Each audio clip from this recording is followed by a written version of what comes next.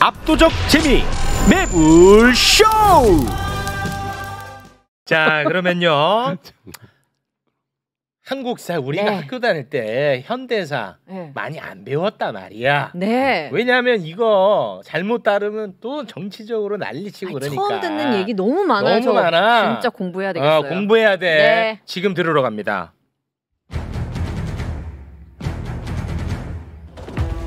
나만 말하는 한국사. 자, 누군가는 이분을 이렇게 표현했죠. 네, 뭐라고요? 역사 독립군. 아. 와, 이런 극찬이 또 있을까 싶습니다. 너무 멋있단 말이야. 역사 독립군 백이성 강사 어서 오십시오. 안녕하십니까. 네, 안녕하세요. 반갑습니다. 이거는 정말 들을 때마다 뭉클하시겠어요. 예, 아니 뭐 저는 그 저하고는 일면식도 없는. 네, 아예 관계 없는 사람이에요. 예, 전찬일 우리 예. 평론가님께서 역사 독립군. 예, 전화로는 뭐 한 2번 제가 통화를 통화를 통화하셨군요. 네. 네, 이제 그렇게 극찬을 해주셔가지고. 예, 전찬일 선생님이 제가 참- 썬킴에게는 예. 역사 개그맨이라는 네이밍을 달아주셨던 분이거든요. 와, 그런데 역사 독립군 예. 와. 아 정말 영광입니다. 미스터 선샤인을 보고 있으면 독립군들이 많이 나오죠. 네. 그래서 참 그분들 중에 제가 한 분의 그런 위치를 차지한다라는 아유. 그런 우리 전찬일 평론가님의 극찬에 제가 몸둘 바를 아유, 모르겠습니다. 네. 너무 예. 보기 좋습니다. 자, 뭐 최근에 뭐 어디를 갔다 왔다고요? 예, 울산에 다녀왔습니다. 아, 울산이면은 또- 내 고향인데. 네.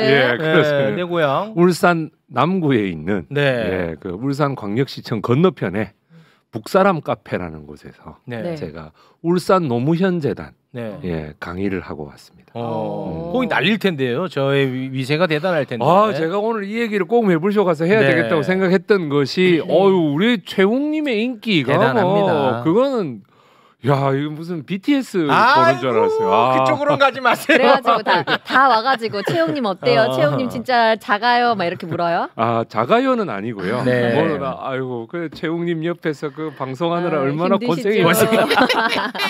예, 그러셔가지고 제가 네. 아 아닙니다 즐겁게 방송하고 있습니다. 내가 네. 그렇게 얘기를 했습니다. 아유, 그래서 대단히 고맙습니다. 예, 네. 아유 뭐 매불쇼의 인기를 네. 예, 뭐 100% 아유. 아니 뭐 거의 한 200% 느끼고 매불쇼에 네, 나오시는 고맙습니다. 분은 두 네. 부류로 나눌 수 있습니다. 잡혀가거나 야, 그런 얘기 하지 마. 야, 가만히 있어. 아, 야, 그만해. 잘 되거나. 야, 지금 안 그래도 나보고 변희재 네 책임이라고 어, 그래요? 나는데 어. 그만해. 네, 알겠습니다. 알겠습니다. 네. 자, 장례 정리하고요. 오늘의 주제로 좀 들어가 볼 텐데요. 예, 예. 상당히 제가 좀 부끄러운 얘기입니다만 이승만 대통령 네. 에 대해서 제가 사실 아는 게 별로 없습니다. 그냥 뭐 굳이 아는 거라면 음. 뭉치면 살고 흩어지면 죽는다.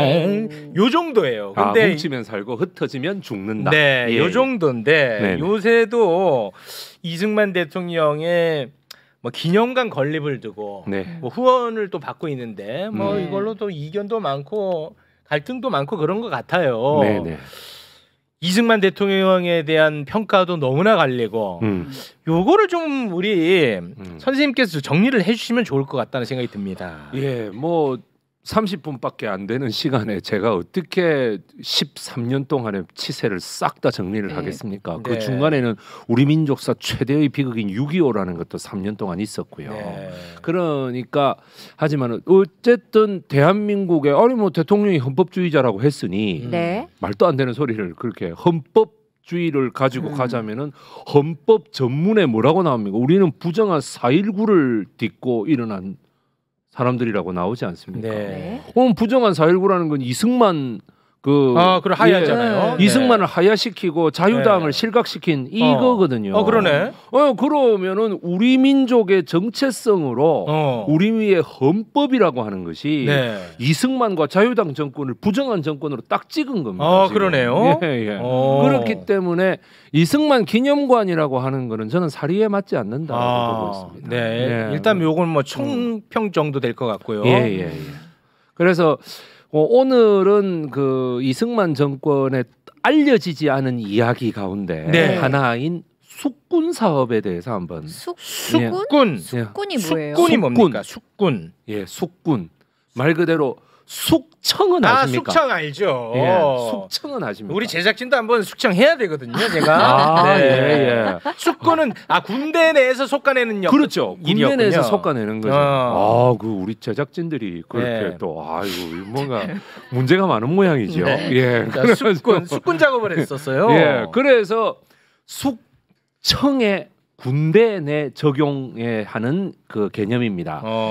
우리나라는 1948년 8월 15일 아니 더 나아가서 1919년 4월 11일에 건국될 때에 의회 민주주의에 기반한 공화제 의회 민주주의에 기반한 자본주의입니다. 네. 혹은 뭐 자본주의에 기반한 의회 민주주의 해도 되는 거고. 네. 그렇게 되기 때문에 뭐 이승만 대통령의 원래 뭐 이렇게 도덕 교과서용에 대한 도덕 교과서용 이런 발표 작업에서는 의회 민주주의에 맞지 않고 자본주의에 반대하는 사람들을 솎아낸다라고 말을 했지만 제가 좀 살펴보니까 꼭 그렇지는 않습니다. 네. 거의 대다수가 무고한 양민들이 많이 죽었습니다. 그리고 군대 내에서도 몽양 여운형 선생을 지지하는 사람, 백범 김구 선생을 지지하는 사람 쪽이 많이 죽었습니다. 예. 이승만 대통령 자기의 그런 어떤 권력 강화를 위한 하나의 작업이었던 것이죠. 아니 숙군 작업인데 왜 양민이 죽는지를 이해를 못 하겠는데요. 하나하나 좀 살펴볼까요? 정말 참 숙군 사업인데 왜 양민이 죽습니까? 그러게. 예. 당시로서는 숙군 사업이라는 게 언제부터 시작됐습니까? 언제부터? 그 사업이 있는지도 몰랐고. 사업이 있는지도 몰랐죠. 네. 48년도 4월 3일 날 제주도에서 제주 4.3 사건이 일어나고 일어나고 또 그 48년도 10월 19일에 이 48년도 8월 15일에 우리 대한민국 정부가 들어서고 나서 2달 있다가 바로 여수에서 여수 순천 사건이 일어납니다. 둘 다 지금은 반란 사건이 아니라 민중항쟁 이렇게 불리고 있는 거죠. 그래서 뭐냐면 또 통일운동이라고도 불리기도 합니다. 뭐냐면은 그 이승만 정부가 남한 단독 정부기 때문에 분단 정권이란 말이죠. 그러니까 우리나라에 있던 수많은 사람들이 분단 정권은 안 된다. 통일 정부를 만들어 달라라고 얘기를 했습니다마는 아주 그냥 거절당하는 거예요. 거절당하고 대대적인 학살에 돌입합니다. 이래서 제가 이때까지는 좀 좋게 얘기했던 철기 이범석 장군을 비롯해서 이런 각종 우리나라의 초기 군대에 있던 이런 만주 군관학교 출신들의 사람들이 친일파 위주로 그 군대를 재구성하는 거예요. 여기에는 제임스 하우스만이라고 하는 그 미 군사 고문단, 그 미 군사 고문이 당당하게 자리를 잡고 있는 거죠. 그런데 지금까지는 전혀 알려지지 않았으나 오히려 많은 사람들에 의해서 21세기 들어와서 알려졌습니다마는 매불쇼에서는 제가 제일 먼저 여러분들께 아마 제임스 하우스만이라는 사람의 존재를 알렸을 그렇습니다. 거예요.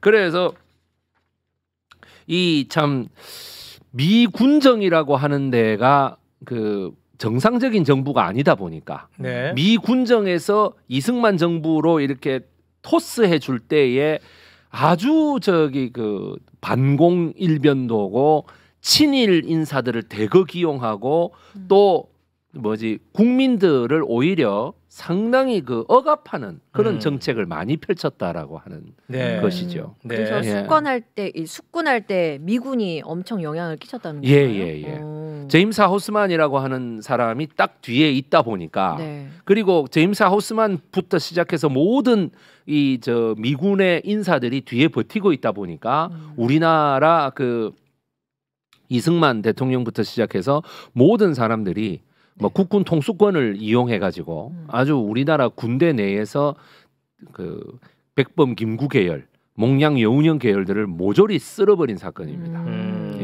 이 숙군이 어떻게 이루어졌어요? 그래서 숙군을 한 거는 48년 10월 19일에 여수가 소위 말하는 향토 14연대에 의해서 장악되고 네. 그 다음 날 그 순천이 장악되고 그 다음 그러니까 한 22일까지의 모든 전라도 동부 지역이 장악되면서 이 반란 뭐 그때 표현으로는 반란이 이제 일어나게 되니까 네. 22일 날 하고 23일 날 계엄령이 선포가 되죠. 네. 계엄령이 선포가 되면서 이제 그 반란은 반란대로 진압하고 네. 또 그 이후에 소위 말하는 사후 처리를 어떻게 할 것이냐라고 하는 걸 가지고 이승만하고 소위 말해 그 뭐야 백선엽 씨라든지 백인엽 씨 그 자기 동생 이런 사람들이 아주 무자비하게 즉결 처분을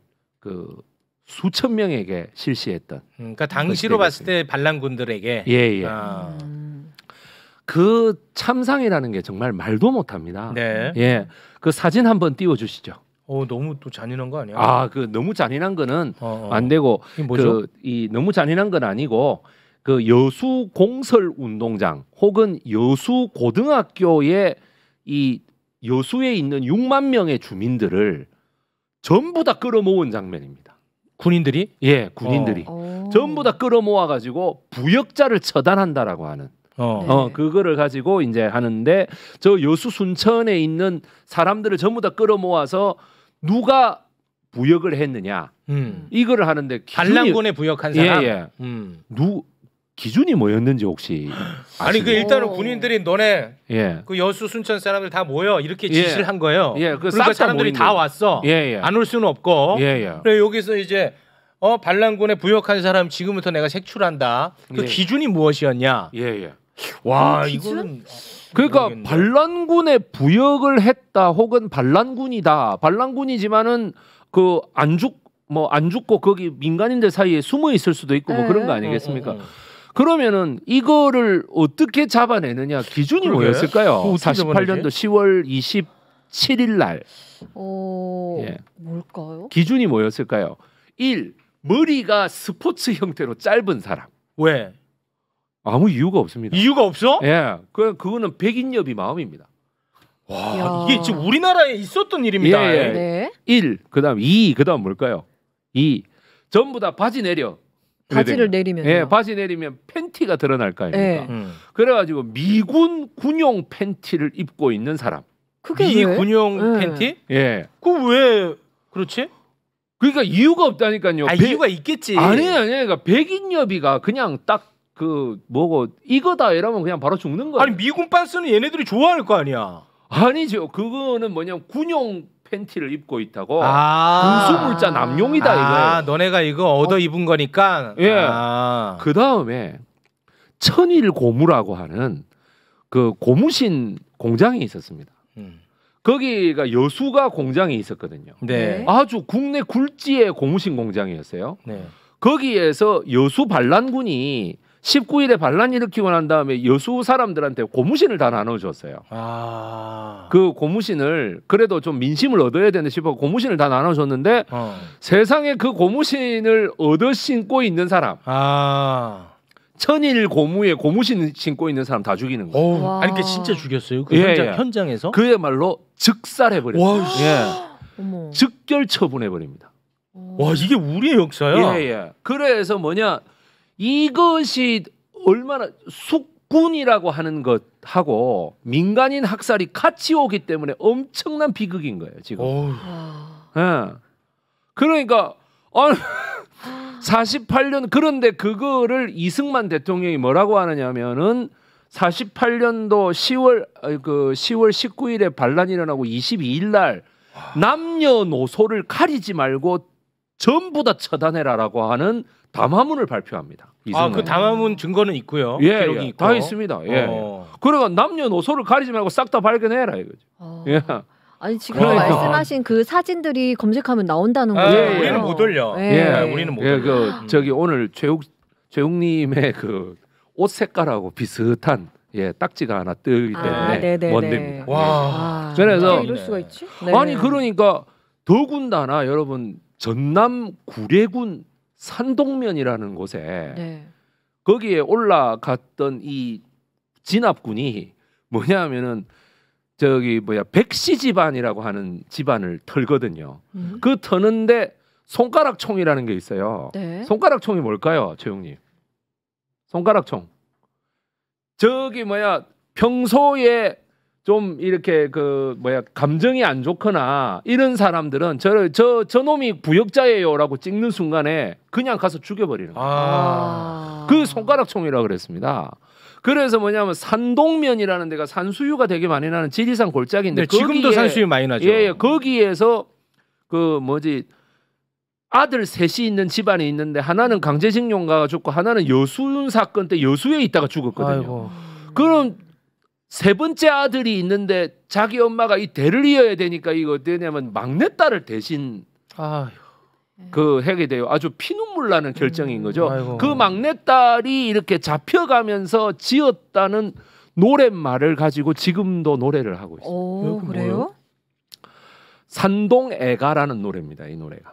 예, 제가 참 그래서 이 여순 사건 때 이것이 그 전남 구례에서 산동애가 그 다음에 전남 저기 어디 곡성인가 거기에서 또 저기 부용산 그 다음에 그 전남에서 여수 순천에서 어르신들이 지금도 안 부르는 노래가 뭐냐면 울밑에선 봉선화야입니다. 그게 그 홍남파가 작사 작곡한 유명한데. 예, 그거는 안 불러요. 왜 이게 왜냐하면 이게 트라우마가. 요 울밑에선 봉선화야 네 모양이 처량하다. 네. 길고 긴 날 여름철에 아름답게 꽃필 적에 뭐 이러면서 여기 뭐 예.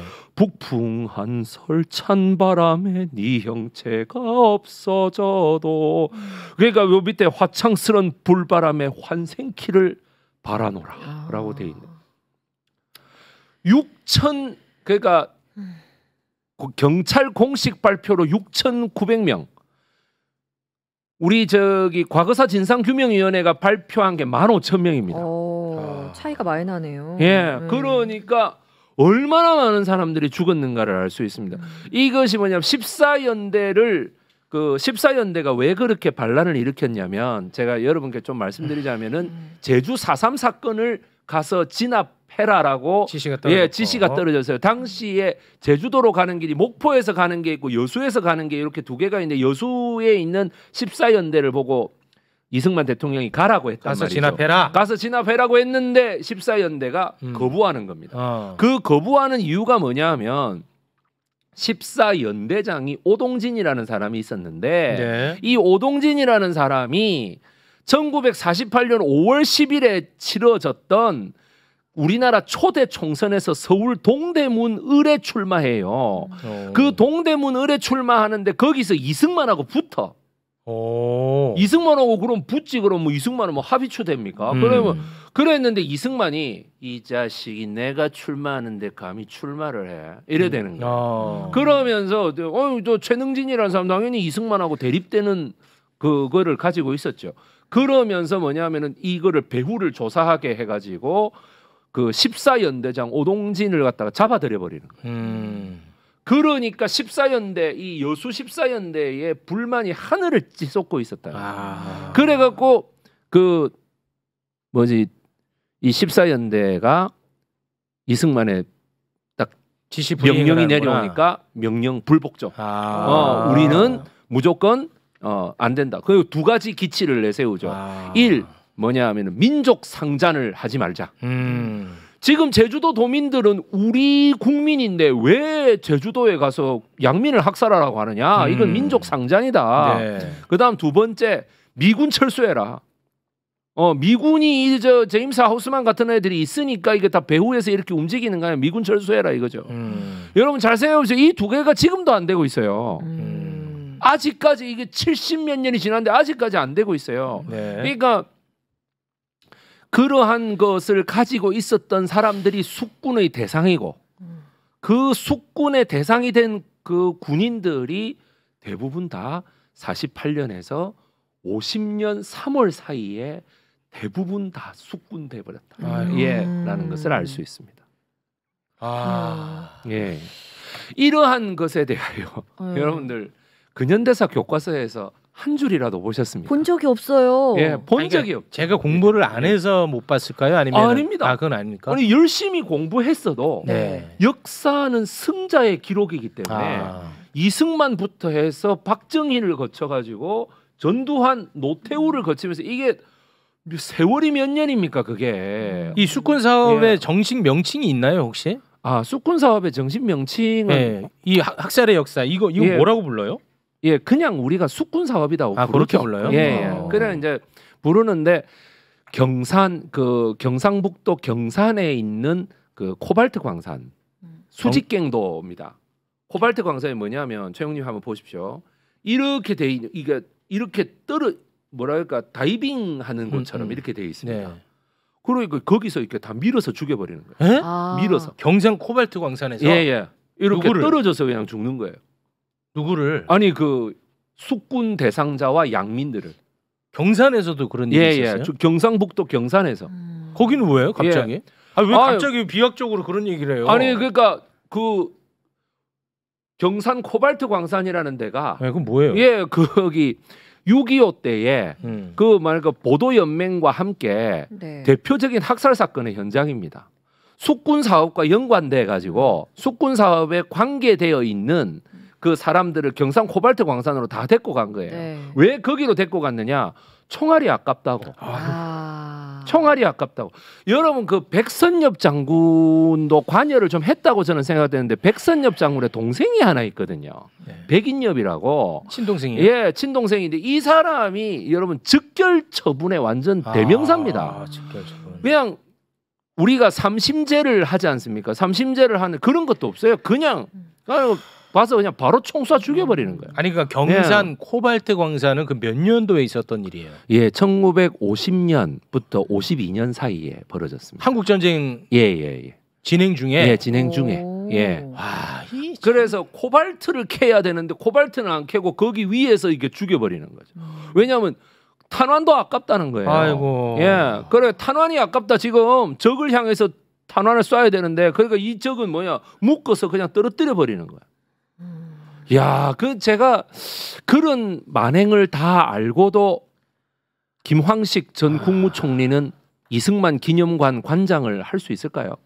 이승만 기념관 준비위원회 대장을 할 수 있을까요? 저는 안 된다고 보고 있습니다.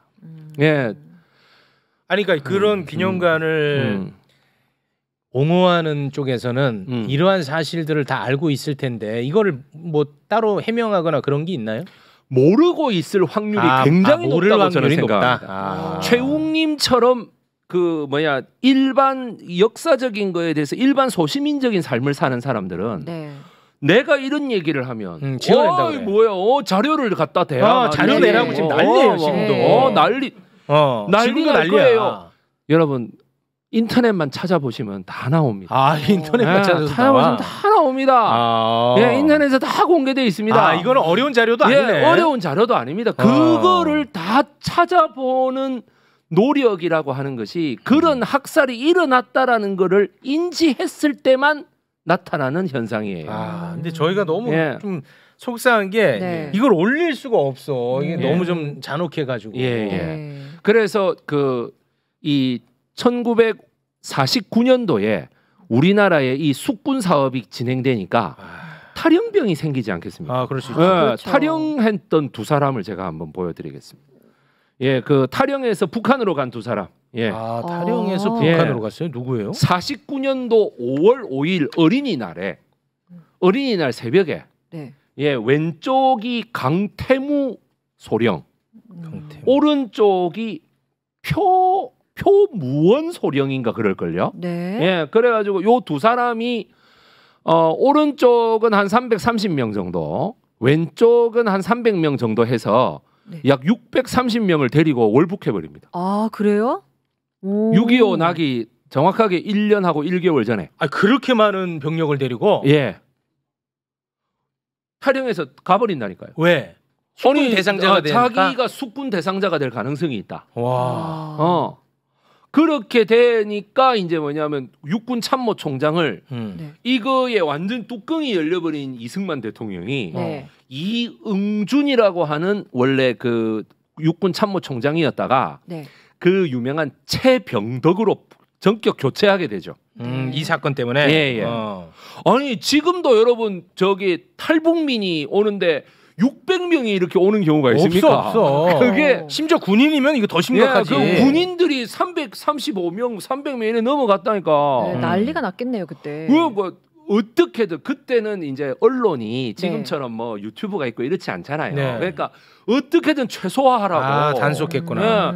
여러분들 이 사실은요 조선일보에 난 기사를 제가 그대로 지금 하는 겁니다. 1949년 5월 6일자 조선일보에 이게 나 있습니다. 여러분들. 엄청난 사건이네. 그래서 이런 사실들을 볼 때에 그러니까 이제 김일성이가 야 요 한번 막 들어가면 딱 3초 게임이겠는데 이래 되는 거죠. 그렇겠구나. 지금 아주 남한은 이거 아주 그냥 엉망진창이네. 엉망이구만. 예. 그러니까 48년도가 그 47년도에 자기가 들어왔을 때부터 48년도에 정부 수립하고 50년 4월 달까지 계속 스탈린하고 마오쩌둥을 쪼르거든요. 네. 우리는 한강만 넘어가면 통일된다. 그럼 야, 저 한강 저거 넘는데 뭐 한 3, 4일이면 된다. 쉽게 봤구나. 그래 가지고 이제 그 스탈린이 결국에는 저거는 관여 안 하는 조건으로 그게 이제 탱크하고 공군기만 주고 예. 그러면 딱 한 한 보름이면 끝나는 거야. 이러고 이제 니들이 알아서 한번 해봐라. 니들이 한번 해봐 이렇게 된 거죠. 예, 이 숙군 사업이라고 하는 것 때문에 그럼 이 숙군 사업하고 정말 6.25랑 연결 짓는 거예요? 설마? 예? 숙군 사업과 6.25랑 연결고리가 그렇게까지 생각하면 너무 논리적 비약인가 모르겠는데 비약이 있을 수 있으니까. 예, 그 김일성이가 하여간에 한국을 되게 우습게 본 거는 사실인 것 같습니다. 숙군 사업. 이거 뭐 이렇게 되는 거죠.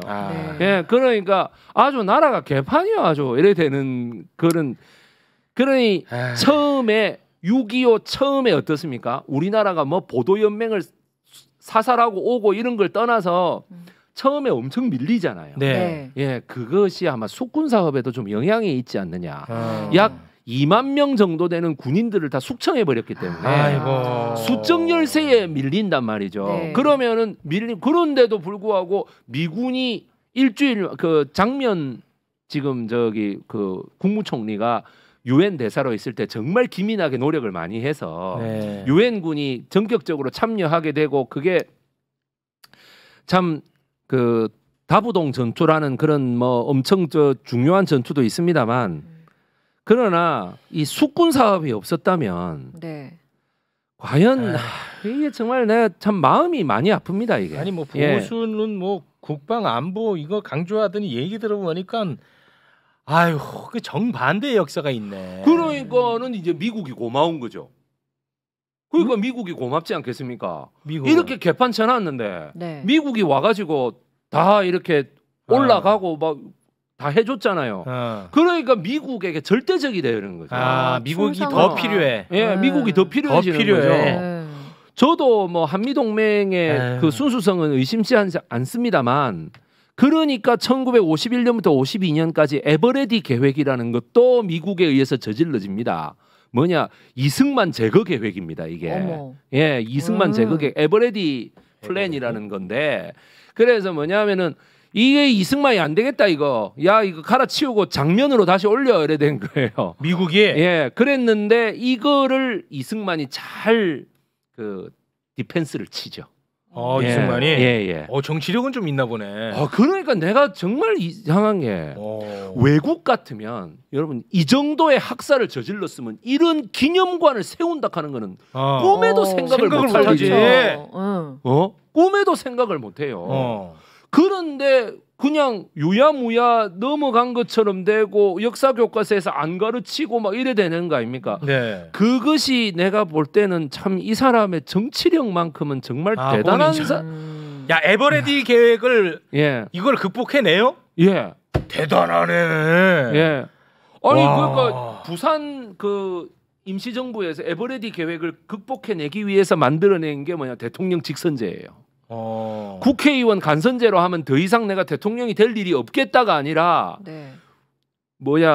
내가 여기서 하야하면 나는 미국에게 붙들려가 바로 죽는다가 되는 거예요. 그러니까 죽지 않기 위해서 대통령을 계속 해야 되는 거죠. 와, 대단하다. 이거를 밝혀내신 분이 이거 계획을 밝혀내신 분이 박태균 교수님이라는 분이 계세요. 에버레디 계획이요? 예. 이거를 밝혀가지고 네. 그 논문을 쓰신 분이 있어요. 예. 야, 이거 에버레디 계획 쳐보니까 다 나오네. 나는 처음 듣는데. 에버레디. 예, 에버레디. 아, 부끄럽습니다. 예, 제가. 이거를 제가 뭐 저 방송국에 가서는 이거를 너무 흥분하다 보니까 에버그린 막 이렇게. 에버그린 안 돼. 이건 진짜 내가 상당히 부끄러웠습니다. 갑자기 에버레디. 상록수가 왜 나오는지. 예, 알겠습니다. 아니 이승만 대통령에 대해서 다룰 게 엄청 많겠네. 오늘은 진짜 그 일부만 다룬 거 아니겠습니까? 예, 그 동안에 여러분들에게 뭐 제임스 하우스만이라든지 박마리아라든지 이런 거 다 보지만은 결국에는 이승만 대통령이 철저하게 자기가 대통령이 돼야 되겠다라고 하는 그 신념하에 처음부터 끝까지 그냥 계속 움직이다가 국민들한테 나자빠진 거예요. 그리고 제가 지금도 너무나 가슴 아프게 생각하는 게 56년도가 네? 우리 민족에게 새로운 그런 정치적 기회와 역사적 기회를 줄 수 있는 정말 중요한 때였어요. 그때 해공 신익희 선생이 돌아가시지만 않았더라도 그 56년 5월 15일 날 선거를 하는데 5월 5일 날 돌아가신 거 아닙니까? 그것만 아니었더라도 정말 우리나라가 참 이 민주주의가 전혀 달라졌을 겁니다. 네, 아마. 알겠습니다. 네. 오늘은 일단 여기에서 정말 참 하겠습니다. 여러분들 이건 뭐 마치 무슨 독일 역사를 들여다보는 건 줄 알았어요. 우리보다 좀 많이 못 살기는 하지만 캄보디아 여러분들 심각하네. 킬링필드를 한번 생각해 보십시오. 그거 90만 명 죽였다고 지금 킬링필드라고 하는 거예요. 그럼 우리는 6.25 전쟁 때 거의 몇 명을 지금 한 겁니까? 그러니까 제가 우리 90만 명 중에서도 월남전에서 죽은 사람이 한 50만 명이고 그 실제 정권의 주인공 한 40만 명이. 그런데 우리 6.25는 이렇게 쭉 한번 다 돌아보시죠. 이게 뭐 한 50만 명 안 되겠습니까? 네. 그러니 제가 이게 참 가슴 아픈 일입니다. 네, 예. 알겠습니다. 오늘은 일단 여기서 마무리를 짓도록 하겠습니다. 네. 역사 독립군 백이성 강사님, 고맙습니다. 고맙습니다. 정말 독립군의 명예를 지키도록 하겠습니다. 멋있어요. 네. 예. 감사합니다. 네, 고맙습니다.